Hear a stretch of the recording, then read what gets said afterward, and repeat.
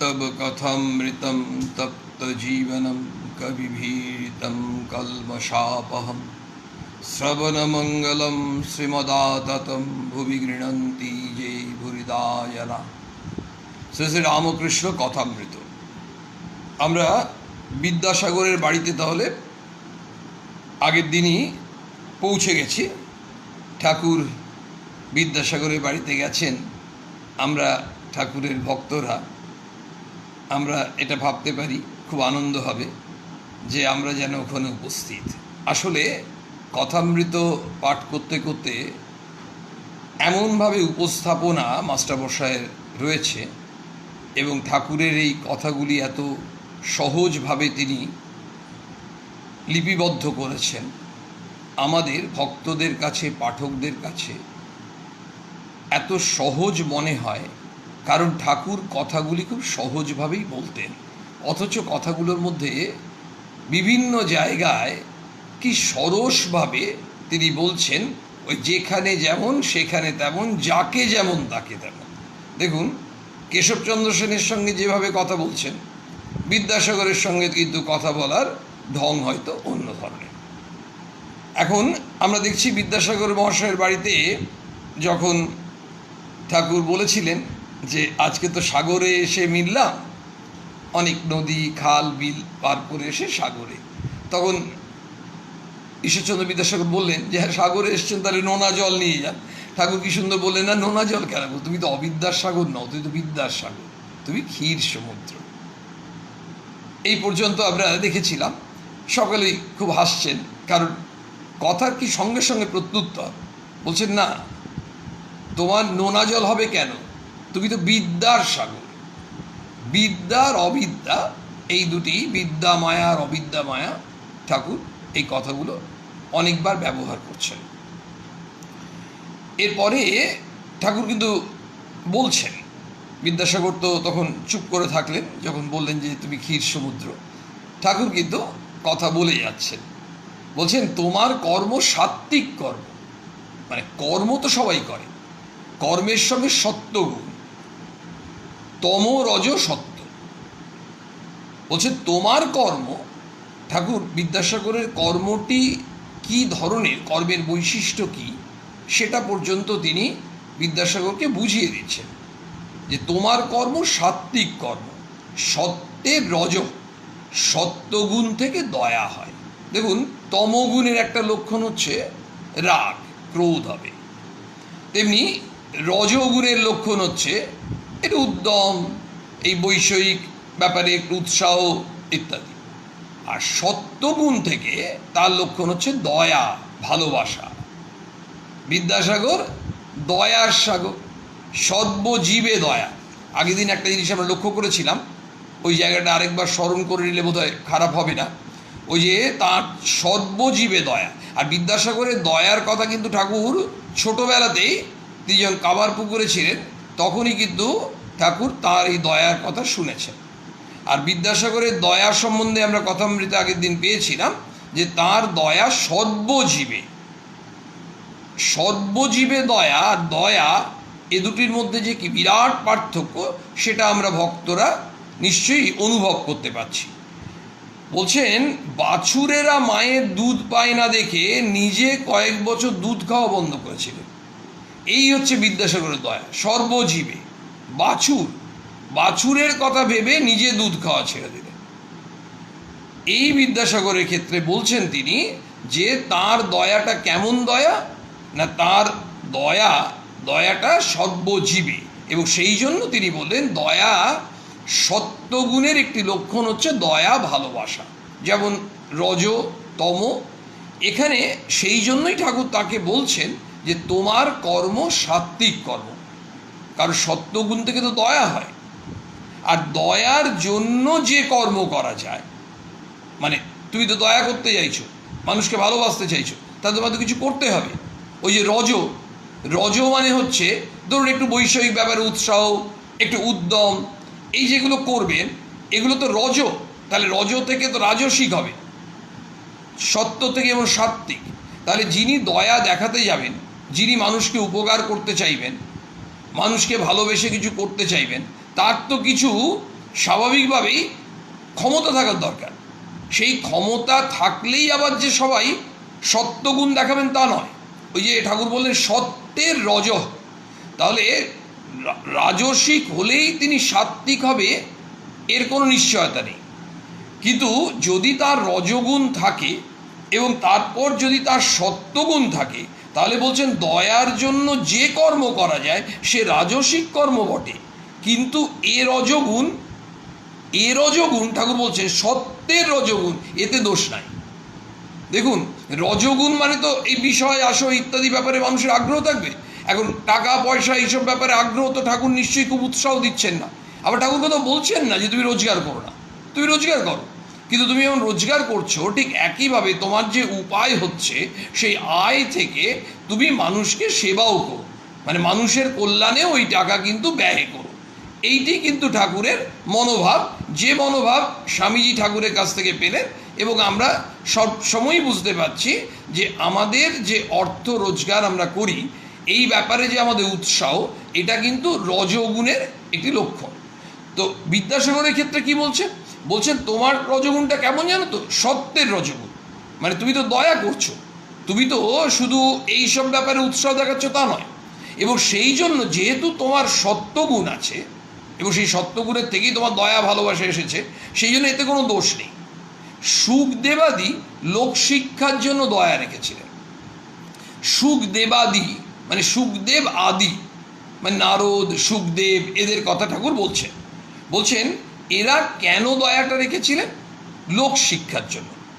ব্যাসদেবের পুত্র হচ্ছে সুখদেব, তিনি হিমালয়ে তপস্যা করলেন, বর পেলেন, একেবারে সে অগ্নির মতো তেজোদ্দীপ্ত, আকাশের মতো নির্মল সেই পুত্র সুখদেব।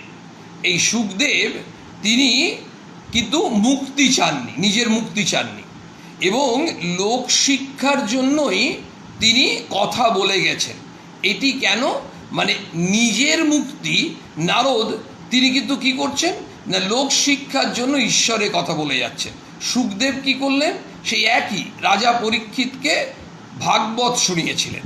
তাহলে ইনি এই সুখদেব, নারদ ইত্যাদিরা কি জন্য আছেন? লোকশিক্ষার জন্য আছেন, এবং তারা দয়া রেখেছিলেন। এখানে ঠাকুরের ওই গল্পটি স্মরণ করে নিলে আমাদের ভালোই লাগবে। ঠাকুর সেই গল্পটি বলেছিলেন। আমরা বিভিন্ন ক্ষেত্রে ঠাকুরের অনেক গল্পের কথা মনে করে নিই, কারণ সেই গল্পটা ওই প্রেক্ষিতে দেখব হয়তো প্রাসঙ্গিক, এবং সেই প্রাসঙ্গিক গল্প হলে আমরা বিষয়টায় আরও রস পেতে সুবিধা হবে। সেখানে কি বললেন? যে তিনি লোকশিক্ষার জন্য দয়া রেখেছিলেন। তাহলে এই যে জীবকে শিক্ষা দেবেন বলে পরহিতের জন্য, মানে লোকের কল্যাণের জন্য এই সুখদেব, নারদ ইত্যাদিরা তারাই দয়াভাবটা রেখেছেন ঈশ্বর বিষয় শিক্ষা দিবার জন্য। ভগবত যে বিষয়, ওই যে রাজা পরীক্ষিতকে যেমন তিনি ভাগবত পড়ালেন, ঘটনা হচ্ছে সেই চার বন্ধু যখন সেই পাঁচিলের ওদিকে অনন্ত মাঠ তারা যাচ্ছেন হাঁটতে হাঁটতে, হঠাৎ ওই পাঁচিলের ওদিক থেকে ওপার থেকে একটু হৈ হৈ করে চিৎকার শোনা গেল। তখন এক বন্ধু পাঁচিলের ওপর উঠে মানে তাদেরকে বলে গেল যে আমি একটু দেখে আসি কি হচ্ছে। পাঁচিলের উপর উঠে তার এত আনন্দ হয়েছে সে ওই দিকে মাঠে গিয়ে লাফিয়ে গেল, কিন্তু এদিকে বাকি তিনজনের কিছু বুঝতে পারলো না। এমনিভাবে দ্বিতীয় এবং তৃতীয় জন একই কাজ করলো, ওই প্রথম জনের পথটাই অনুসরণ করলো। তারাও কিন্তু পাঁচিল থেকে লাফালো ওই মাঠের দিকে, আনন্দ করতে করতে হাসতে হাসতে। আর চতুর্থ বন্ধুটি কিন্তু এবার তিনিও পাঁচিলে উঠেছেন। তিনি পাঁচিলে উঠলেন, উঠে খুব হাসলেন, হেসে ওই মাঠে লাফালেন, মাঠে লাফিয়ে আনন্দ করলেন, আনন্দ করে আবার পাঁচিলে উঠলেন, এপারে এলেন, এপারে এসে সবাইকে এসে বলছেন চলো চলো ওই পারে চলো, ওখানে গেলে কি আনন্দ আছে। তার মানে তারা যেন আবার ফিরে এলেন, ফিরে এসে মানুষকে শিক্ষা দিচ্ছেন। ওই চতুর্থ বন্ধু হচ্ছে আমাদের এখানে প্রতীক। এই যে সুখদেবাদি এরা লোক শিক্ষার জন্য দয়া রেখেছিলেন ঈশ্বর বিষয় শিক্ষা দিবার জন্য। এইটি হচ্ছে এই সুখদেবের প্রসঙ্গে ওই যে প্রসঙ্গটি আমরা করলাম, অর্থাৎ তিনি কি করলেন? তিনি তার নিজের মুক্তি না চেয়ে মানুষের কল্যাণের জন্য ঈশ্বরের কথা বলছেন। তিনি ভাগবত শোনালেন রাজা পরীক্ষিতকে, নারদও তাই করছেন, এবং আমরা স্বামীজির জীবনেও যদি দেখি তাই, স্বামীজি কিন্তু প্রথমে তিনি যখন বলেছিলেন যে আমি সমাধিতে লীন হয়ে থাকতে চাই, তখন ঠাকুর তাকে তিরস্কার করেছিলেন এবং ঠাকুর তাকে বলেছিলেন তুই এত হীন বুদ্ধি, আমি সেটা জানতাম না, তুই নিজের মুক্তি চাস, কোথায় তুই বিরাট মহিরু হবি, তার ছায়ায় অসংখ্য মানুষ এসে আশ্রয় পাবে। এটি বলার পর স্বামীজি বুঝতে পেরেছিলেন এবং ওই নরেনকে এত ভালোবাসেন ঠাকুর, কিন্তু ঠাকুর নরেনকে কিন্তু ওই উদ্দেশ্যে তার অনুমতি দিলেন না, সবুজ সংকেত তিনি দিলেন না, তিনি বরং বললেন তুই অন্যের মুক্তি। এবং স্বামীজি পরে কিন্তু অনেকবার বলেছেন যদি অন্যের মুক্তির জন্য, মানে নিজেকে যদি নরকেও যেতে হয় ঠিক আছে, কিন্তু অন্যের মুক্তিটি হচ্ছে আসল উদ্দেশ্য, নিজের মুক্তি নয়। বলছেন তুমি, এবার ঠাকুর বিদ্যাসাগরকে বলছেন তুমি বিদ্যাদান অন্নদান করছো, তুমি বিদ্যাদান অন্নদান করছো, এও ভালো, নিষ্কাম করতে পারলেই এতে ভগবান লাভ হয়। দেখুন, দান আমরা অনেক কিছু ভাবি, এই যে মানুষ যখন খাদ্য দেয়, যে ক্ষুধার্ত মানুষ তাকে খাবার দিচ্ছে, খুব ভালো, এটাও তো দান। যখন একজন মানুষের রক্তের প্রয়োজন তখন রক্ত দিচ্ছে, রক্তদান, সেটা আমরা শিবিরগুলো বলি রক্তদান শিবির।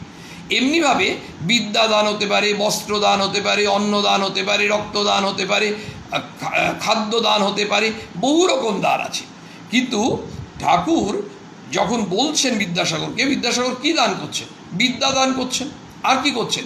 ওই গরিব মানুষ যারা খেতে পাচ্ছে না, যাদের চলছে না, সংসার চলছে না, আমরা দেখেছিলাম আগের দিন কত মানুষ কত চিঠি লেখে বিদ্যাসাগরকে, এবং বিদ্যাসাগর কিন্তু তাদেরকে একেবারে নির্দ্বিধায় নিঃস্বার্থভাবে তাদের উপকার করে যান এবং যার যা প্রয়োজন তাকে সেইভাবে সাহায্য করছেন। সেই বলছেন তুমি বিদ্যাদান করছো, তুমি অন্নদান করছো, এও ভালো, কিন্তু এর পরেই বলছেন নিষ্কাম করতে পারলেই এতে ভগবান লাভ হয়।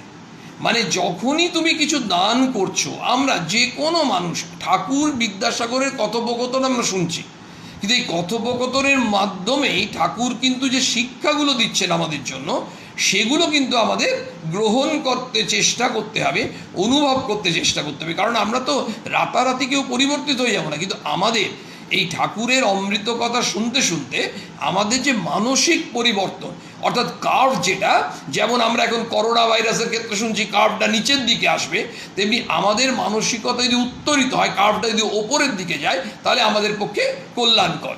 বলছেন আমরা যখন কাউকে কিছু দিই, আমাদের মনের মধ্যে কামনা বাসনা থাকে, আমরা এগুলো অস্বীকার করে লাভ নেই। সাধারণভাবে আমাদের কামনা থাকে, বাসনা থাকে, আমরা একটু নাম চাই, একটু খ্যাতি চাই, মানে লোকে জানবে। আমি কিছু মানুষজনকে কি করি না, যারা গরিব মানুষ কাপড় পায় না, আমার কাছে প্রচুর টাকা, কিন্তু তাদেরকে একটু কাপড় দিলাম। অনেক সময় যারা প্রচুর ধনী মানুষ হন, হয়তো শীতকালে 500 মানুষকে কম্বল দিয়ে দিলেন, কিন্তু স্বাভাবিকভাবে তিনি যদি একটা পাড়ায় থাকেন, তার তো বিরাট নাম হবে, কারণ তিনি 500 মানুষকে কম্বল দিয়েছেন। এখন সেই মানুষটি এত ধন, তার কাছে 500টা কম্বল কিচ্ছু নয়, কিন্তু তিনি ওই যদি বাসনাটা থেকে মুক্ত হয়ে কাজ করতে পারেন, অর্থাৎ না মানে জানতেই পারলেন না। আমাদের এমনও অনেক সময় হয়, মধ্যরাত্রে বেরিয়ে যাচ্ছেন, মধ্যরাত্রে ওই গিয়ে কম্বল নিয়ে একটি গাড়ি নিয়ে বেরিয়ে যাচ্ছেন, বেরিয়ে গিয়ে সেই শীতার্ত মানুষদের গিয়ে খুঁজছে, কোথায় প্ল্যাটফর্মে, কোথায় বাস স্ট্যান্ড, এগুলো বাস্তব, কিন্তু একটাও মিথ্যে কথা নয়। ওইখানে গিয়ে তাদের গায়ে কম্বলটি দিয়ে রাত 2:30-3টের সময় বাড়ি ফিরে আসছে কয়েকজন। এটা পূজনীয় মহারাজদের মধ্যেও কেউ কেউ কখনো কখনো সুযোগ পেলে তারা যখন করেন, তাদের কাছ থেকে আমরাও অনেকে অনুপ্রাণিত হই। ঘটনা হচ্ছে যে এই যে বাস্তব চিত্রটি, এটা যখন হয়, তারা এক্ষেত্রে কিন্তু তারা কিন্তু কোনো কামনা বাসনার জন্য করছেন না, সেই জন্যই অত গভীর রাত্রে গিয়ে কেউ কাউকে চেনে না। সেই জন্য ঠাকুর বলছেন নিষ্কাম যদি হয়, তুমি আমাদের মনে হয় না যে আমরা ঠাকুর যে বললেন মনুষ্য জীবনের উদ্দেশ্য ভগবান লাভ, তো তুমি ভগবান লাভ করবে, কিন্তু বলছেন নিষ্কাম যদি না হয়, তোমার যে কোনো দান তুমি করছো, তোমার কামনা রহিত যদি না হয়, তাহলে সেই দানের কিন্তু ওই ভগবান লাভের পথে তুমি এগোতে পারছো না। সেই জন্য বলছেন ঠাকুরের পরেই বলছেন কেউ করে নামের জন্য, দেখুন পুণ্যের জন্য, তাদের কর্ম নিষ্কাম নয়। আমরা অনেক সময় কিন্তু নাম যশের জন্য করি, বাস্তব যারা আমরা ভক্তরা শুনছি, আমরা কিন্তু ঠিক কেউ অস্বীকার করতে পারবো না, মনে মনে একটু আঘাত থাকে, লোককে হয়তো বলি না, কিন্তু মনে মনে ইচ্ছে থাকতেই পারে, একটু এই কাজটা করলাম, আমি একটু জনপ্রিয় হব না। আবার কেউ কেউ পুণ্যের জন্য করে, গেল যে এতজন ব্রাহ্মণকে যদি আমি ভোজন করাই আমার পুণ্য হবে, এতজন যদি শিশুকে আমি ভোজন করাই আমার পুণ্য হবে, অমুক তীর্থে গিয়ে এই করলে পুণ্য হবে। তার মানে যা কিছু অমুক তীর্থে গিয়ে অমুক জিনিস দান করতে পারলে আমার পুণ্য হয়, কেউ বলে দিয়েছেন ধরুন। তাহলে আমরা ওই শাস্ত্রে কোথাও পড়লাম, আমরা তার মানে ছুটলাম কিন্তু তীর্থ দর্শনও নয়, আমরা কিন্তু ওই দান করতে সেটাও নয়, আমরা ছুটলাম ওই কাজটা যদি করতে পারি তাহলে আমাদের মহাপুণ্য হবে। পুণ্য হবে মানে পাপ কেটে যাবে, আমি কিন্তু খুব পুণ্যবান মানুষ হয়ে যাবো। ঠাকুর নিজে বলছেন, স্বয়ং ভগবান বলছেন যে কেউ করে নামের জন্য, কেউ পুণ্যের জন্য, তাদের কর্ম নিষ্কাম নয়। আর সিদ্ধ তো তুমি আছোই। ঠাকুর বিদ্যাসাগরকে অন্য সাধারণ মানুষের থেকে যে স্বতন্ত্র করছেন, স্বাভাবিকভাবেই করবেনই, এবং বিদ্যাসাগরের সেই গুণগুলোকে, আর একটা জিনিস লক্ষ্য করব, যার যা গুণ সেই গুণগুলোকে তিনি হাইলাইট করছেন, গুণগুলোকে তুলে ধরছেন, এবং তার সঙ্গে সঙ্গে তাকে জানিয়ে দিচ্ছেন তোমার মধ্যেই গুণ আছে, এবং তোমার মধ্যে কোন গুণ আছে, তোমার মধ্যে কি লিমিটেশন আছে তাও জানিয়ে দিচ্ছেন। আমরা বিদ্যাসাগরের সঙ্গে ঠাকুরের বিভিন্ন জায়গায় কথোপকথনে আমরা পাবো। বিষয়টা হচ্ছে মানে ঠাকুর তার মধ্যে কি গুণগুলো আছে সেগুলোও বলছেন, আবার কোনো কোনো ক্ষেত্রে তার মধ্যে যদি কোনো সীমাবদ্ধতা থাকে সেটাও কিন্তু ঠাকুর তারই কল্যাণের জন্য বুঝিয়ে দিচ্ছেন। আমরাও কিন্তু এর থেকে বুঝতে পারলাম যে আমরা যদি কিছুমাত্র দান করার সুযোগ পাই, এবং সেটাও ভগবানের কৃপাতেই পাবো, এবং সেটুকু যদি করতে পারি যেন যতটুকু সম্ভব আমরা নিষ্কাম করি। অর্থাৎ প্রথমেই আমরা যদি নাম যশ খ্যাতি পুণ্য যে কোনো কিছু স্বার্থ থেকে বর্জন করে আমরা এই কাজে রত হতে পারবো, তত আমাদের মনটি উদার হবে, এবং সেই মনে ওই যে আধ্যাত্মিক পথে আমরা এগোচ্ছি কিনা তখন কিন্তু নিজেরাই বুঝতে পারবো যে আমাদের ভেতরে এক অনাবিল স্বর্গীয় আনন্দ বিরাজ করছে। বলছেন তুমি তো সিদ্ধ, তো তুমি আছোই। বিদ্যাসাগর মহাশয় কেমন করে সিদ্ধ কেন বলছেন? সিদ্ধ তো আমরা তরকারি সেদ্ধ বলি, আর সিদ্ধ বলতে কি, সিদ্ধ মহাপুরুষও বলি। শ্রীরামকৃষ্ণ সহাস্যে, আলু পটল সিদ্ধ হলে তো নরম হয়, তা তুমি তো খুব নরম, তোমার অত দয়া। হাস্য। ঠাকুর খুব হেসে হেসে বলছেন যে দেখো এই আলু পটল, ঠাকুর কত রসিক। সব থেকে বড় কথা হচ্ছে তিনি ছোট্ট থেকেই একেবারে সরস, এত রসিক, এবং তার কথাগুলোর মধ্যে দেখুন সব কিছুই তিনি বোঝাচ্ছেন, কিন্তু কোনো কঠিন শব্দ ব্যবহার করে নয়, আমরা বুঝবো না তো। সহজভাবে উপমা যেগুলো দিচ্ছেন অত্যন্ত সহজ, গল্প যেগুলো বলছেন আমাদের মন একেবারে আকৃষ্ট হতে বাধ্য, এবং যখন শব্দগুলো ব্যবহার করেন সিদ্ধ, এবার সিদ্ধ বললে আমরা কেমন একটু ঘাবড়ে যাব। বলছেন আলু পটল সিদ্ধ হলে তো নরম হয়, তা তুমিও তো খুব নরম, তোমারও তো দয়া। মানে নরম যদি না হয়, মন যদি খুব সফট না হয়, দেখবে যাদের মন খুব রাফ অ্যান্ড টাফ তাদের অত দয়া নেই, খুব টাফ মানুষ, আরে ঠিক আছে ঠিক আছে, ও বিক্রিটা খেতে পারিনি তো আমার কী হবে, মানে সে খুব কঠোর মনের। আর যার মনটাতে দয়া থাকে, ভালোবাসা থাকে, স্বাভাবিকভাবেই তার মনটি কেমন হয়, খুব সফট। মানে অন্য কেউ হয়তো ওই পাশের বাড়িতে কেউ মারা গেছে, 4টে বাড়ি পরে খবর পেলেন, ইনি এদিকে কাঁদতে শুরু করে দিলেন। অনেকে থাকে খুব নরম মন, মানে অন্য কারো কষ্ট হলে যেন নিজের কোথায় এসে বুকে বিঁধছে। তো বলছেন তুমি তো নরম, আর দেখো ওই যে আলু পটল সেদ্ধ হচ্ছে, ওগুলো সেদ্ধ হলে তো নরম হয়, আর তুমি নরম কারণ তোমার মনে দয়া আছে। তা বিদ্যাসাগর হেসে বলছেন সহজে, কলাই বাটা সিদ্ধ তো শক্তই হয়। এবার দুজনে কিন্তু জমেছে ভালো একেবারে, ইনি যেমন বলছেন ইনিও তেমনি বলছেন।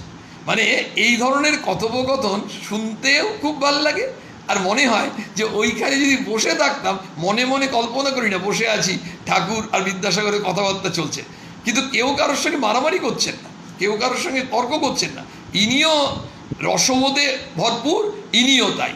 উনি বললেন আলু পটল সেদ্ধর কথা, সেদ্ধ হলে নরম হয়, বিদ্যাসাগর ছাড়বার পাত্র নন, তিনিও উদাহরণ দিয়েছেন। বলছেন কলাই বাটা সেটা সেদ্ধ হলে তো শক্তই হয়, তাহলে আপনি যে বললেন সেদ্ধ হলে নরম হয়, মানে জাস্টিফাই করুন, মানে একেবারে বলছেন বিদ্যাসাগরকে ঠাকুর কিন্তু বুঝিয়ে দিচ্ছেন যে দেখো, তো সেদ্ধ হলে নরম হয়, আর তুমিও নরম, কারণ তোমার মনে দয়া আছে, ইত্যাদি ইত্যাদি।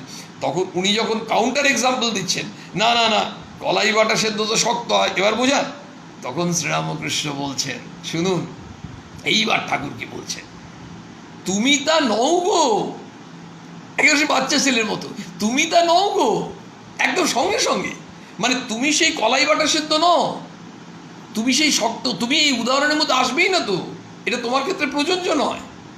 কেন প্রযোজ্য নয় এইটুকু বলছেন। এখন আমরা অনেকে ভাবতে পারি শ্রীরামকৃষ্ণ বিদ্যাসাগরের কে যে কোনোভাবেই হোক তিনি তাকে ভালোবাসছেন, ভক্তি করছেন, শ্রদ্ধা করছেন, সব মিলিয়ে তাকে হয়তো এইভাবে বলছেন, তা নয়। ঠাকুর কিন্তু যাকে যা বলবেন একেবারে যুক্তি দিয়ে বুঝিয়ে দেবেন। আমরা তো সেই কথামৃতই তো পড়ছি। শ্রীরামকৃষ্ণ, তুমি তা নও গো, শুধু পণ্ডিতগুলো দরকচা পড়া, না এদিক না ওদিক, শকুনি খুব উঁচুতে ওঠে, তার নজর ভাগাড়ে। যারা শুধু পণ্ডিত, শুনতেই পণ্ডিত, কিন্তু তাদের কামিনী কাঞ্চনে আসক্তি, শকুনির মতো পচা মরা খুঁজছে। আসক্তি অবিদ্যার সংসারে, দয়া ভক্তি বৈরাগ্য বিদ্যার ঐশ্বর্য।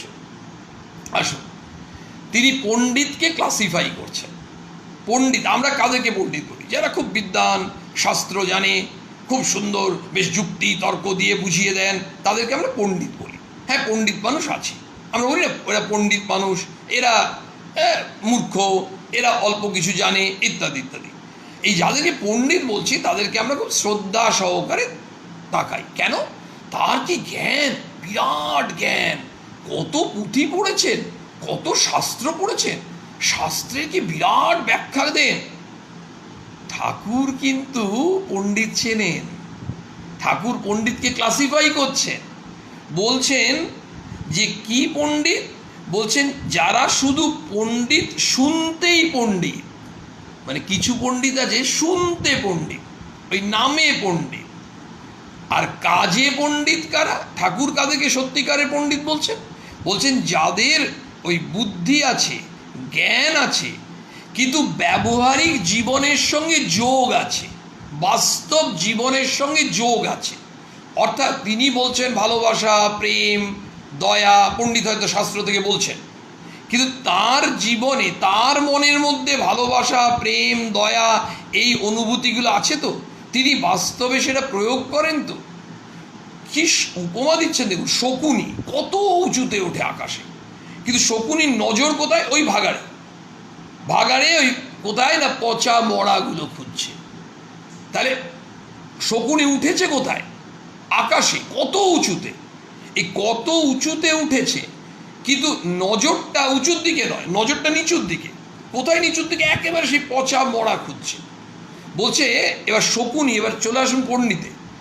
যারা পণ্ডিত, অনেক উঁচুতে উঠেছে, মানে অনেক শাস্ত্র জানে, অনেক পড়াশোনা করেছে, একেবারে বিরাট পাণ্ডিত্য, সমাজে তারা পণ্ডিত হিসেবে পরিচিত, লোকে মানে গণ্যমান্যী, লোকে মানে, তাদের কিন্তু তারা কিন্তু অনেক উঁচুতে উঠে গেছে, মানে পাণ্ডিত্যের দিক দিয়ে অনেক উঁচুতে উঠে গেছে। কিন্তু ঠাকুর বলছেন তাদের নজর, শকুনির নজর ভাগাড়ের দিকে। বলছে ওই পণ্ডিতদের নজর কোথায় জানো?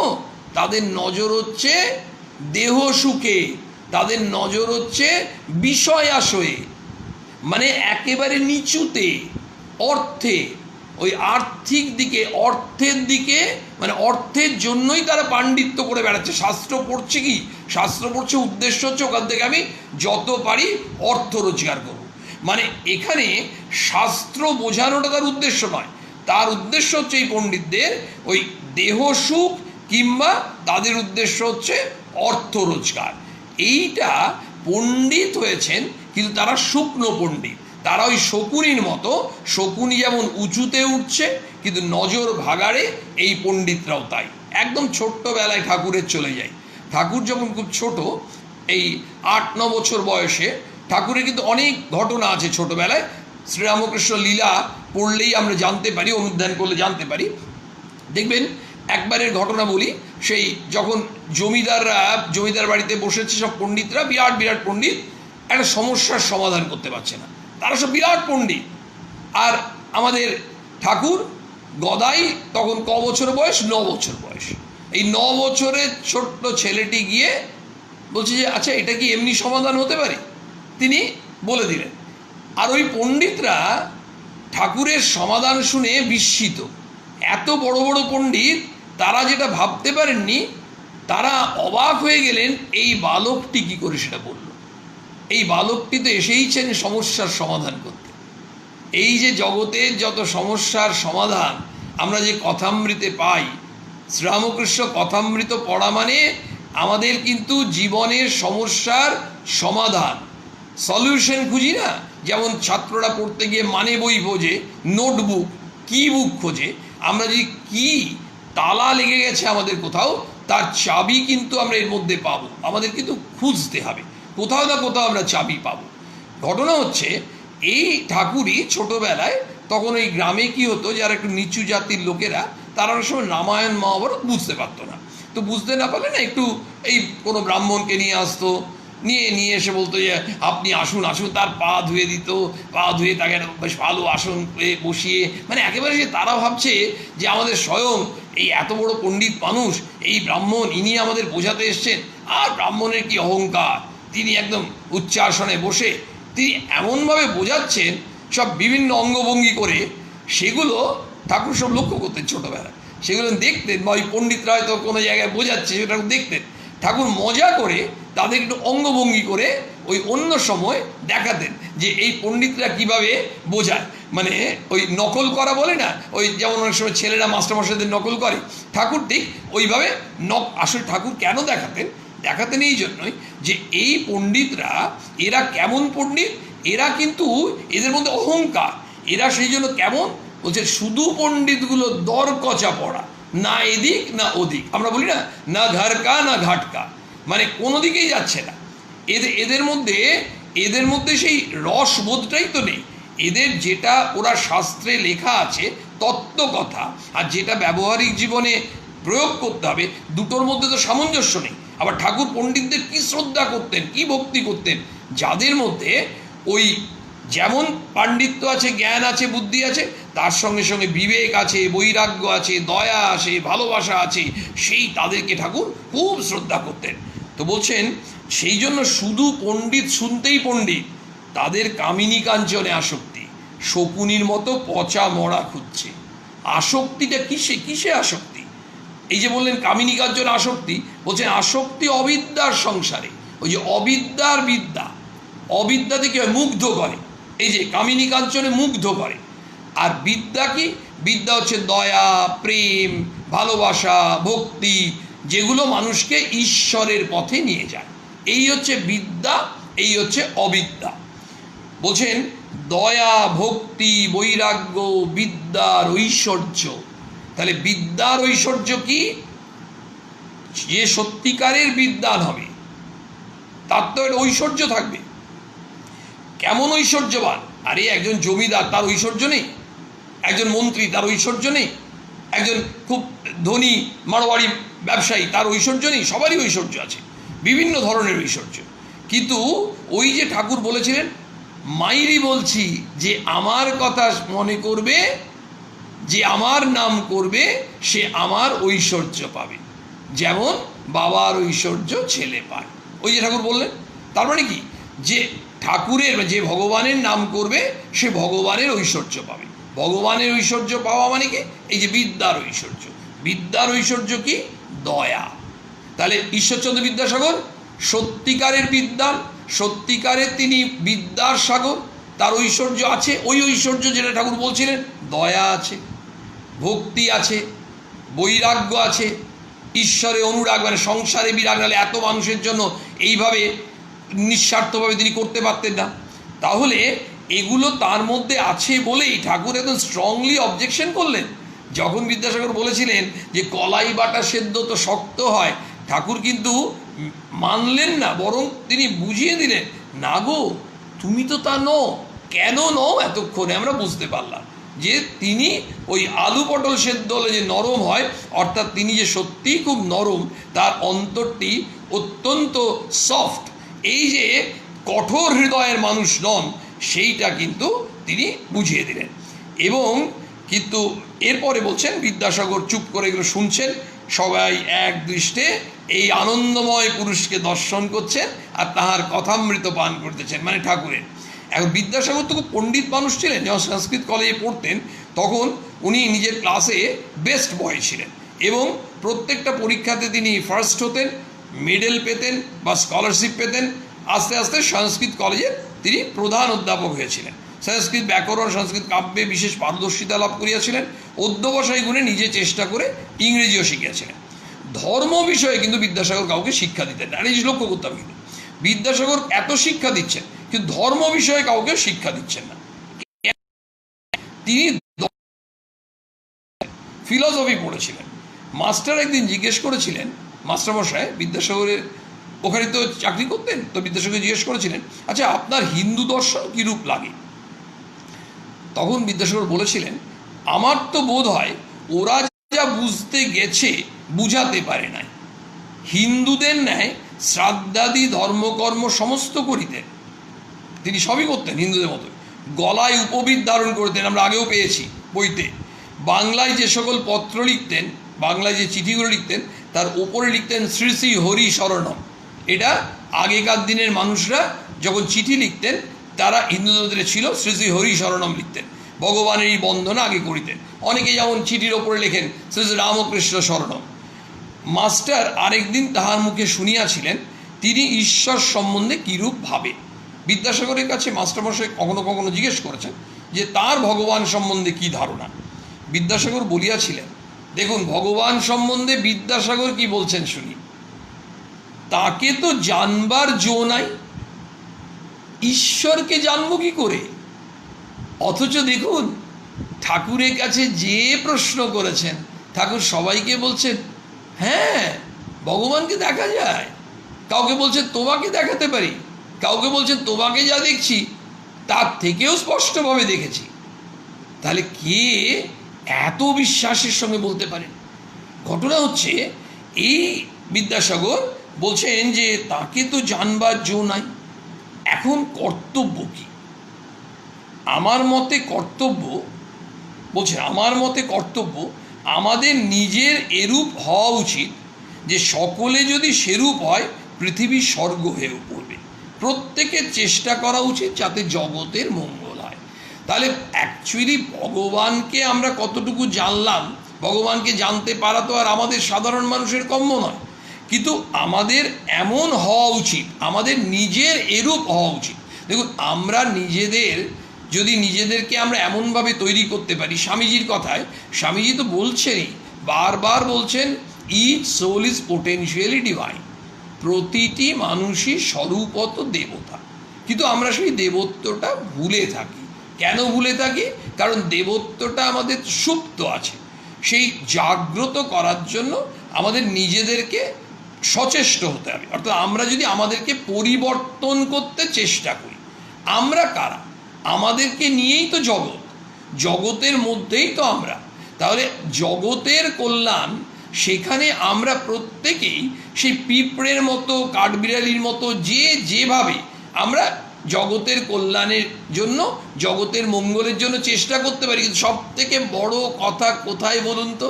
আমাদের গণ্ডগোলটা কোথায় হয়? আমরা লোককে ভালো করব, এই ধরনের পরিকল্পনা করি, দেশকে উদ্ধার করে দেবো, দেশের দশের মঙ্গল করব। স্বামীজি জানতেন যে মানুষের মধ্যে এই প্রবণতাটা খুব বেশি।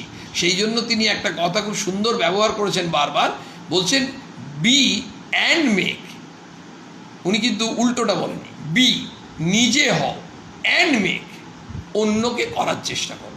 তুমি আগে ভালো হও, তারপর তো তুমি অন্যের ভালো করবে।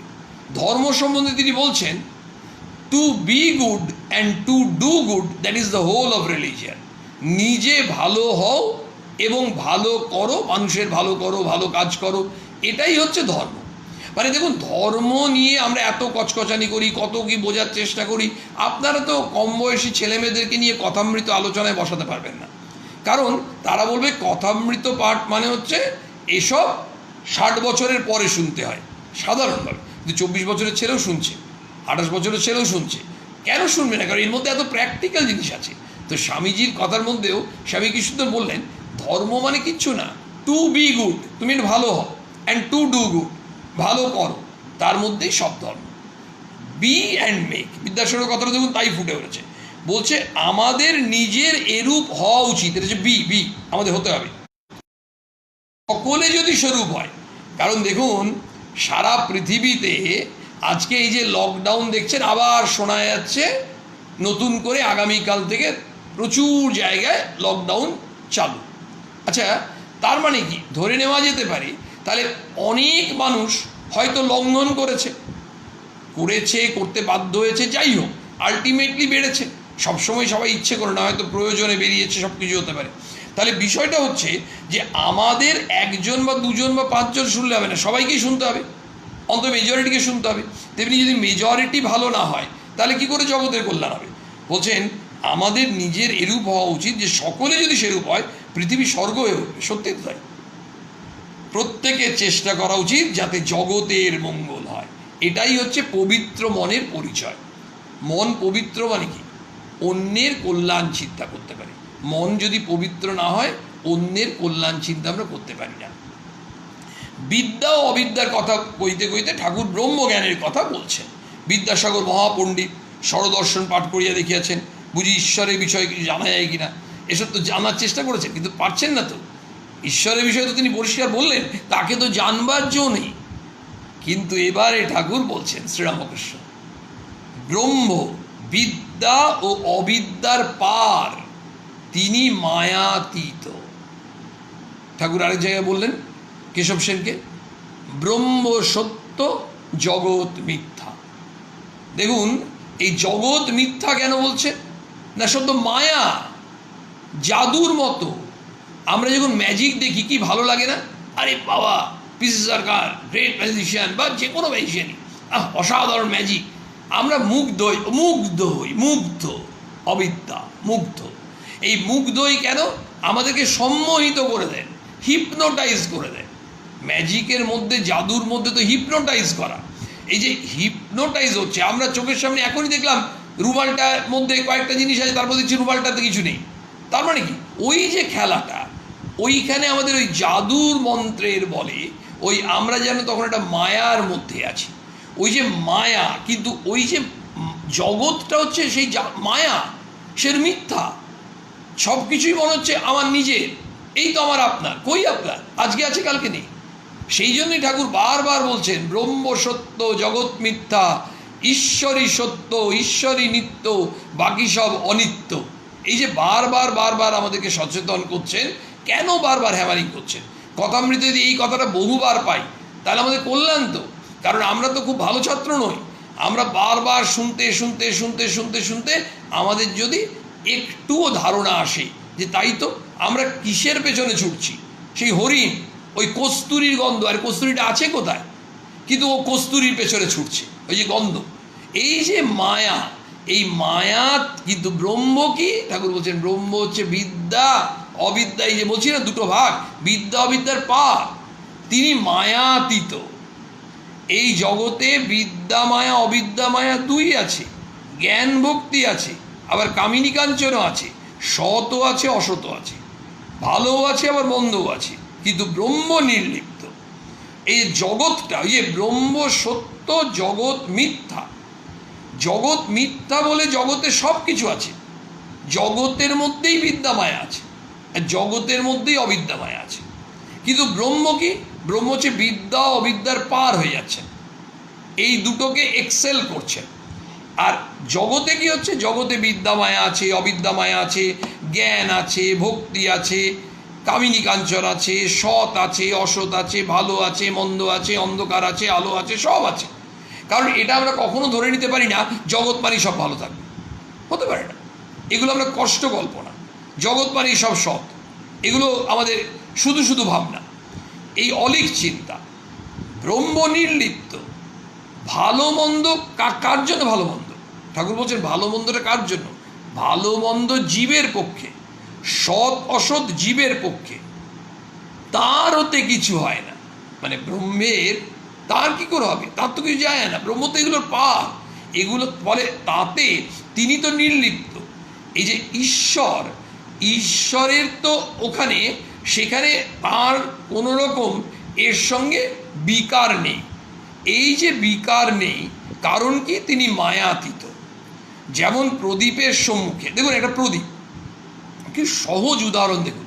বলছেন ঠাকুর, যেমন প্রদীপের সম্মুখে কেউ বা ভাগবত পড়ছে আর কেউ বা জাল করছে, প্রদীপ নির্লিপ্ত। আসুন ব্রহ্ম নির্লিপ্তটা এবার আমরা আরো ভালো করে অনুভব করতে পারবো। যে প্রদীপ কি করে? প্রদীপ তো কিছু বলছে না, প্রদীপের কি দোষ? একটা জগতে ভালো মন্দ দুরকমই লোক থাকবে, সৎ থাকবে, অসৎ থাকবে, মানুষ তো সব রকম থাকবে। কিন্তু বলছেন একটা উদাহরণ দেওয়ার জন্য এমন একটি ইনস্ট্রুমেন্টকে তিনি নিয়ে এলেন, প্রদীপ। আমরা প্রদীপ জ্বালাই, এবার প্রদীপ জ্বালানোর পর ওই প্রদীপের আলোতে বলছেন কেউ ভাগবত পড়ে আর কেউ বা জাল করছে। দেখুন অদ্ভুত ব্যাপার। আচ্ছা, প্রদীপের কি দোষ? প্রদীপে তো কিছু দোষ নেই, এবং প্রদীপ তো এখানে সম্পূর্ণ নির্লিপ্ত। তেমনি ঠাকুর বললেন যে এই জগতে বিদ্যামায়া অবিদ্যামায়া, ভালো মন্দ, সৎ অসৎ সব থাকবে, কিন্তু ব্রহ্ম কী করবেন? ব্রহ্ম তো নির্লিপ্ত। সূর্য তো আলো দেন। সূর্য কি শুধু বেছে বেছে আলো দেন যে ভালো লোকের উপর আলো দেবো, আর যে মন্দ লোক তাকে আমি আমার আলোটা দেবো না, তখন আমি আলোটাকে গুটিয়ে রেখে দেবো? তা তো হয় না। ঠাকুর বলছেন সূর্য শিষ্টের ওপর আলো দিচ্ছে, আবার দুষ্টের ওপর দিচ্ছে। আমাদের কাছে ব্যাপারটা কিন্তু একটাও উদাহরণে আমরা হয়তো নাও ধরতে পারি। ঠাকুর পর পর দিয়ে যাচ্ছে। প্রদীপের কথা বললেন, সূর্যের কথা বললেন, আমরা কিন্তু এটা মন থেকে নিতে পারছি। বাহ, সত্যি তো। তাহলে আমরা ওই একই জিনিসকে কিভাবে ব্যবহার করলাম? প্রদীপটাকেই ব্যবহার করলাম, আমরা ব্যবহার করলাম। একজন খারাপ, সে খারাপভাবে ব্যবহার করছে, একজন ভালো, সে ভালোভাবে ব্যবহার করছে। প্রদীপ কিন্তু কারোর ক্ষেত্রে কিছু বলছে না, প্রদীপ নির্লিপ্ত। তেমনি জগতে ভালো মন্দ সব ধরনের লোক আছে, সূর্য কিন্তু নির্লিপ্ত। সূর্য আলো যেমন দিচ্ছেন দিয়ে যাচ্ছেন, তাতে ভালো লোক আলো পাচ্ছেন, খারাপ লোক আলো পাচ্ছেন। এরপর ঠাকুর বলছেন যদি বলো দুঃখ, পাপ, অশান্তি এ সকল তবে কি? তার উত্তর এই যে ওসব জীবের পক্ষে। মানে এই যে দুঃখ কারা পাই? আমরা পাই তো, জীব। পাপ কারা করছে? অশান্তি কারা পাচ্ছে? পুণ্য কারা করছে? আনন্দ কারা পাচ্ছে? সব জীব। বলছেন এগুলো তো জীবের পক্ষে। ব্রহ্ম নির্লিপ্ত। সাপের ভেতর বিষ আছে, অন্যকে কামড়ালে মরে যায়, সাপের কিন্তু কিছু হয় না। মানে অদ্ভুত ব্যাপার যে আমরা যে জগৎকে নিয়ে এত বেশি আনন্দ করি, সেইখানেই ঠাকুর বললেন প্রথমেই ব্রহ্ম বলতে গিয়ে বলছেন দেখো ব্রহ্ম তো বিদ্যা অবিদ্যার পার, তিনি তো মায়াতীত, আর আমরা তো মায়ার পেছনেই ছুটি ওই হরিণের মতো। তাহলে এই মায়ার পেছনে যে আমরা ধাবমান, এবং মায়ার পেছনে ধাবমান বলেই আমরা কষ্ট পাই।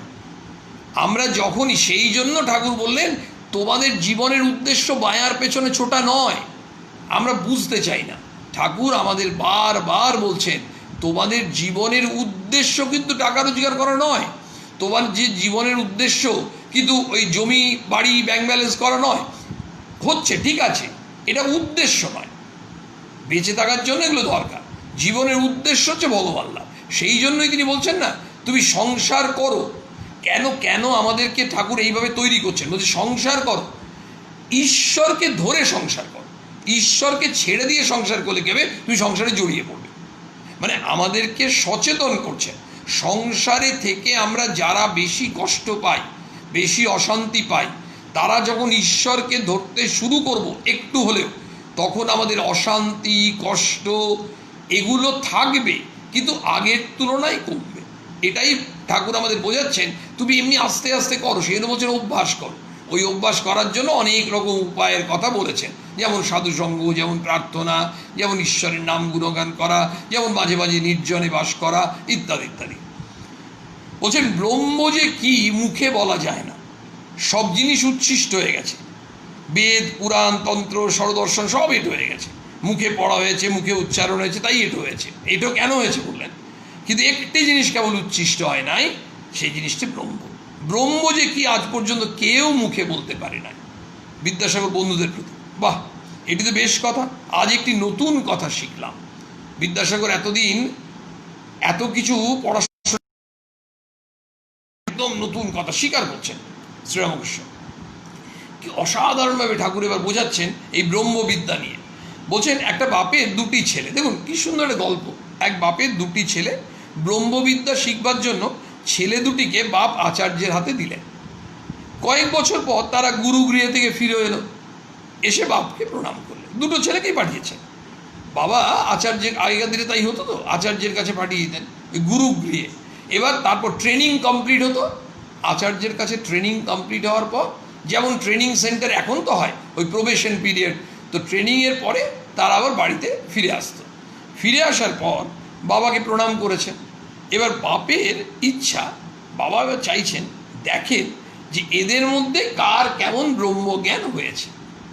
মানে আমি তো দুজনকেই পাঠালাম, দুটিই তো আমার ছেলে, আচার্যর কাছে কে কেমন নিয়েছে। একই গুরু, কিন্তু শিষ্যরা এক কথা শুনলেও একইভাবে রিসিভ করতে পারেন না। আরে ক্লাসে যদি 40 জন ছেলে পড়ে, কোনো স্যার পড়াচ্ছেন, 40 জনই কি একইভাবে নিতে পারবে না।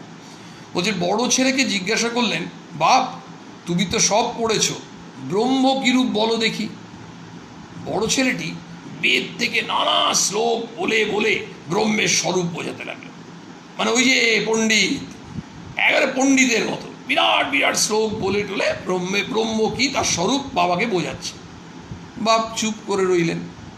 যখন ছোট ছেলেকে জিজ্ঞাসা করলেন, সে হেঁট মুখে চুপ করে রইল, একটা কথাও বলছে না। অথচ দুজনেই কিন্তু আচার্যের ওখান থেকে ফিরেছে, দুজনেই ট্রেনিং হয়েছে। সে মাথা নিচু করে বসে আছে ছোট ছেলেটা, আর বড় ছেলেটা সব শ্লোক দিয়ে বিভিন্ন রকমভাবে বোঝাচ্ছে, মুখে কোনো কথা নেই ছোট ছেলেটা। বাপ তখন প্রসন্ন হয়ে ছোট ছেলেকে বললেন, বাপু তুমি একটু বুঝেছ, ব্রহ্ম যে কি মুখে বলা যায় না। মানে বড় ছেলেটা এত বড় বড় শ্লোক উচ্চারণ করলো, এত রকমভাবে এক্সপ্লেন করতে চাইলো, ব্যাখ্যা করতে চাইলো, কিন্তু ছোট ছেলেটা সে তো বলছে আমি কিছু বুঝলামই না। আমরা ঈশ্বর কি জানি না, ভগবান লাভ, ভগবান কি তাই তো বুঝছি না। ওই যে স্বামীজির সংজ্ঞাটা সেজন্য মাঝে মাঝে খুব ভালো লাগে। স্বামীজি ভগবান সম্বন্ধে কি সুন্দর সংজ্ঞা দিয়েছেন, স্বার্থ শূন্যতাই ভগবান। তুমি স্বার্থ শূন্য, তাহলে তুমি ভগবান। আমরা স্বার্থ শূন্য নই। তাহলে এক কাজ করতে পারি, আমাদের স্বার্থ যত শূন্যর দিকে যাবে, মানে স্বার্থ ধরুন একদম 100, 0 থেকে 100 এটা ধরুন স্কেলটা, তাহলে আমাদের স্বার্থ ধরুন 100% আমরা স্বার্থপর।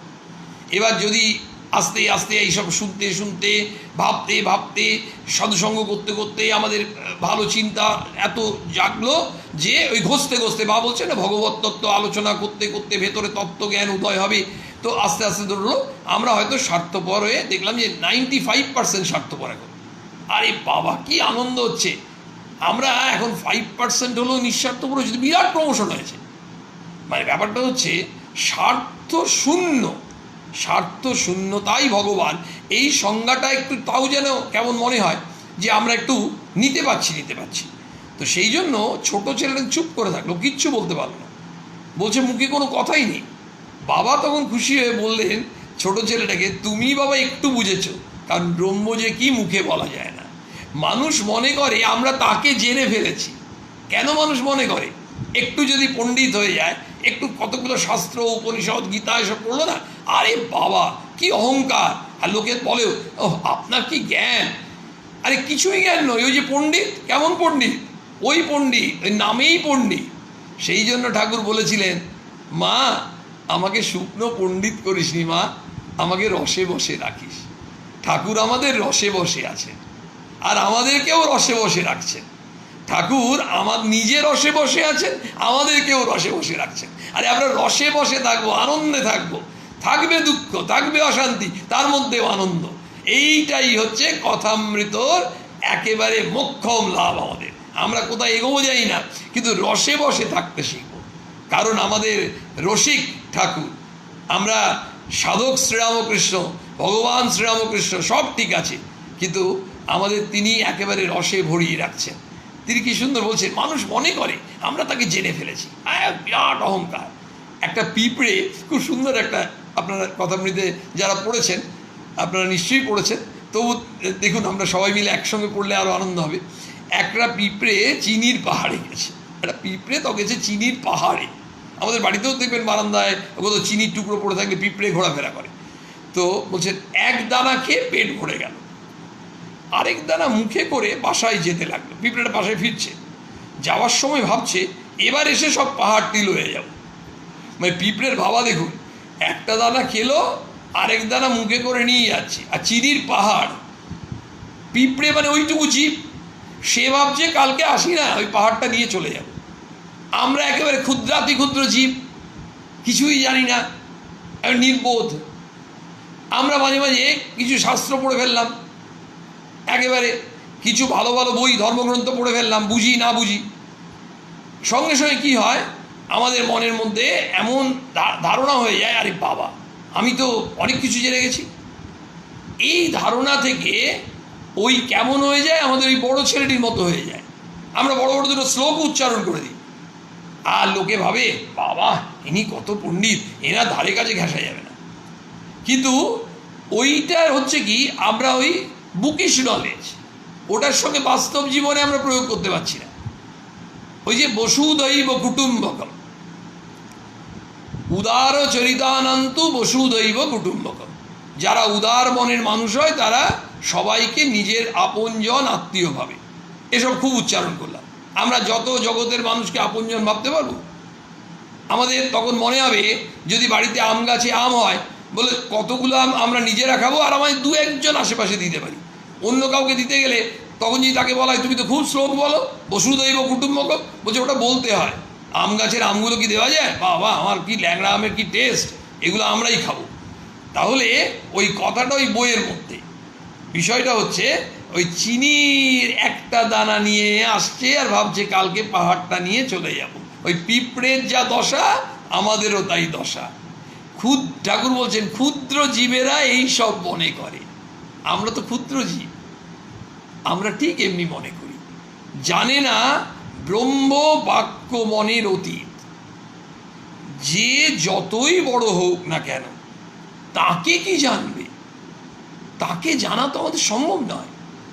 সুখদেবাদি না হয় ডেও পিঁপড়ে, চিনির 8-10টা দানা না হয় মুখে করো।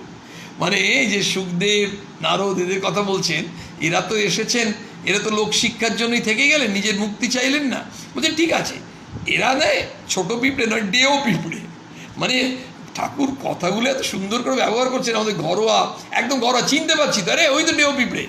তো বলছেন ডেও পিঁপড়ে, আর ডেও পিঁপড়ের একটু ক্ষমতা বেশি থাকবে, ও হয়তো এক দানা নিয়ে এলো, বলছে অনেকে চিনির 8-10টা দানা নেয় মুখে নিয়ে আসো।